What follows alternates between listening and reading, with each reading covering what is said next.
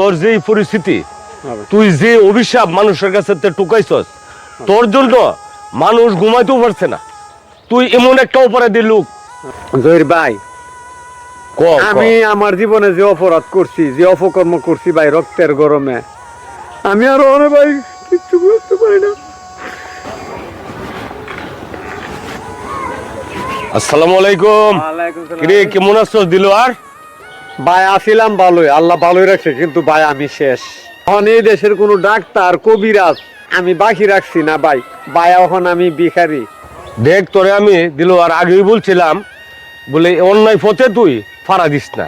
বলছিলেন ভাই, বলছিলাম তো, বলছিলেন শুনলাম, কিন্তু আজকা তোর যে পরিস্থিতি, তুই যে অভিশাপ মানুষের কাছে টুকাইছস, তোর জন্য মানুষ ঘুমাইতেও পারছে না। তুই এমন একটা অপরাধী লোক। এখনো তুই মনে করস এগুলি ছাইরা দিয়া তুই যদি বালু রাস্তা যদি আসস, তোর বালা করার মালিক আল্লাহ। আর তুই যে অপরাধগুলি করছস, এদের কাছে তোর আমি মনে করি তোর মাপ চাইতে হইব গিয়া। সামু ভাই ভাই। তারপরে যদি আল্লাহ পাক যদি ইচ্ছা করে তোরে ভালো করতে পারে। জহির ভাই, আমি আমার জীবনে যে অপরাধ করছি, যে অপকর্ম করছি ভাই, রক্তের গরমে আমি আর অনেক ভাই কিচ্ছু করতে পারি না।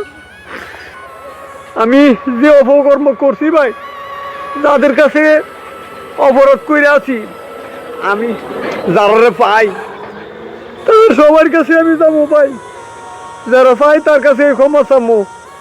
আমার জন্য একটু দয়া করবেন ভাই। হ্যাঁ ঠিক আছে, আমি যেন বাকি জীবন ভালো চলতে পারি। ঠিক আছে, তুই 5 ওয়াক্ত নামাজ পড়বে আর আল্লাহর কাছে ক্ষমা চাইবে। আর যারা যারা কাছে অপরাধগুলি করলে এদের কাছে তুই যারা দুনিয়ার মধ্যে আছে এরা রেখে ক্ষমা চাইবে, বলে ভাই আমি এই অপরাধগুলি করছি, আমার মাফ করে দেন। আচ্ছা আপনারাও আমার ক্ষমা করে দেন। আচ্ছা ঠিক আছে। আসসালামু আলাইকুম। ওয়ালাইকুম সালাম।